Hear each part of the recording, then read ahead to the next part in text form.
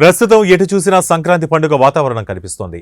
సంక్రాంతి పండుగ రానుండడంతో గ్రామాలలో సంక్రాంతి శోభ వెల్లివిరుస్తోంది. ముఖ్యంగా ఏపీలో సంక్రాంతి పండుగ సందర్భంగా తూర్పుగోదావరి, పశ్చిమ గోదావరి జిల్లాలోని కోడి పందాలకు బరులు సిద్ధమయ్యాయి.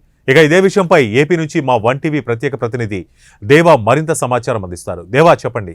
రాజ్ కుమార్, ప్రస్తుతం ఎటు చూసినా సంక్రాంతి పండుగ వాతావరణం మనకు కనిపిస్తుంది. ఇక సంక్రాంతి పండుగ రానుండడంతో గ్రామాలలో సంక్రాంతి శోభ అప్పుడే కనిపిస్తున్న పరిస్థితి కనబడుతుంది. ఇక సంక్రాంతి అంటేనే మనకు గుర్తొచ్చేది కోడి పందాలు. ఇక 3 రోజుల పాటు 2 తెలుగు రాష్ట్రాల్లో కోట్ల రూపాయలు పందెం రాయుళ్ల చేతులు మారుతాయి. ఇక కోడి పందాలకు గోదావరి జిల్లాలో నిర్వాహకులు ప్రత్యేకంగా బరులు సిద్ధం చేస్తున్నారు.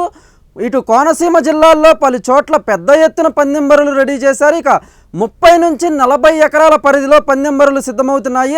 అయితే కోడి పందాలకు ఎలాంటి అనుమతులు లేదని పోలీసులు చెప్తున్నారు. ఇక పందాలు నిర్వహిస్తే కఠిన చర్యలు తీసుకుంటామని కూడా పోలీసులు హెచ్చరిస్తున్నారు. ఇక గోదావరి జిల్లాల్లో కోడి పందాల బరులను పోలీసులు ఆల్రెడీ ధ్వంసం చేశారు. బరులు స్థలాల యజమానులపై కేసులు బనాయించేందుకు పోలీసులు సిద్ధమయ్యారు. అయితే నిర్వాహకులు మాత్రం తాము కబడ్డీ, బ్యాడ్మింటన్ తదితర సంప్రదాయ క్రీడల నిర్వహణకు మాత్రమే మైదానాలు సిద్ధం చేస్తున్నామని అంటున్నారు. రాజ్ కుమార్, కెమెరామెన్ చంద్రతో దేవా, వన్ టీవీ న్యూస్, అమరావతి.